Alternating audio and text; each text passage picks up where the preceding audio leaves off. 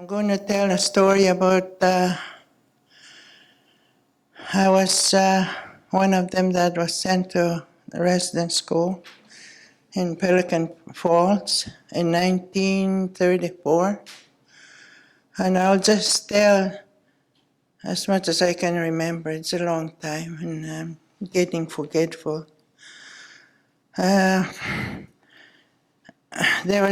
We were the first ones to be sent out from that reserve. There were 6 of us. And one of my cousins, she died there. Well, I never know what she died of, or nobody knows from the family what she died of. But I used to think that she was just sick. But some people was talking about that we were mistreated, as everybody else had. So 6 of us put on a plane from Big Trout Lake to Sulagao. That's about 350 miles north by air. I was scared. And when you got land at Sulagao, this pilot was, I guess he wanted to treat us nice. He gave us ice cream cones. Tasted. Oh, I didn't like that. So I went to the toilet there close by and threw it in there. Never tasted that before. And so we got to the school. I don't know how. I don't remember how we got there. Right away, we were getting washed up. I didn't know a word of English. But I still remember when this woman was washing my face. And he told me, towel, towel. I still remember that. What it was all about. And after that, I don't remember what happened. Anyway, the next thing I know, that my head was soaked with coal oil. And comb out the lice, whatever they were looking for. And the boys, their heads were shaved off like this. But we were lucky, our hair just cut off here.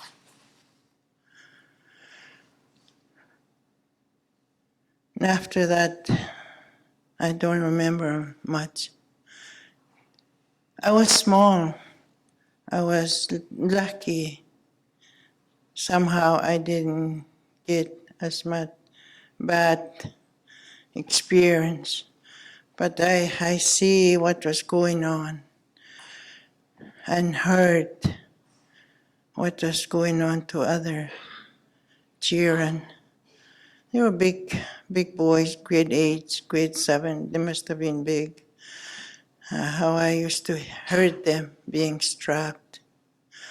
I still can hear those screams of men, not kids, but men being strapped.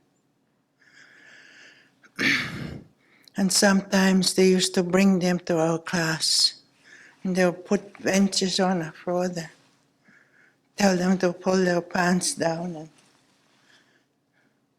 of course, from the back, they used to tell us, the big girls used to tell us, don't look, or else you're gonna get a good licking. So we used to put our heads down. Well, it was a nice thing to see anyway. We were too scared to look up. It was big, but that white straps there. And this guy used to look so big to me. I don't know how big he was, but he was big with 2 hands strapping those boys.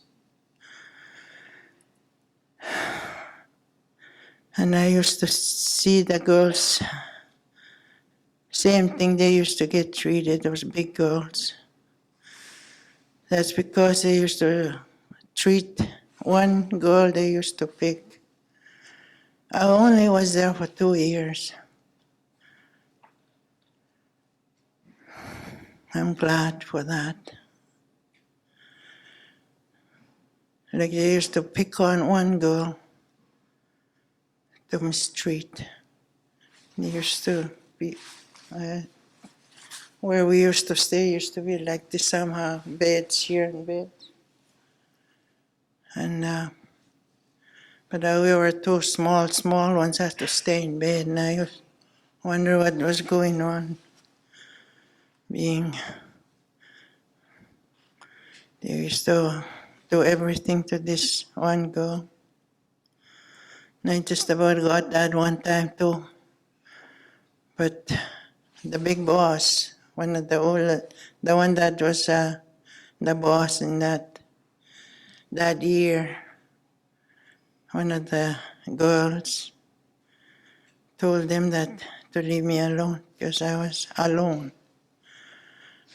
My cousin was gone. She died there. And it was a sad thing. I still remember how lonely I was when I knew that they didn't want me. My other kids didn't want me. Things like that. That's about all I can remember. Another thing I used to remember was, I still remember, I got strapped. That woman that was looking after us on that the dorm, she told me to come to her room. And I got 5 straps. She never told me why. I made up my mind I wasn't going to cry. And I didn't cry. And I often wonder why, sometimes when something comes up, today, if something hits me, and I said, I'm not going to cry. I still say that. And I do. I don't cry. I don't often cry.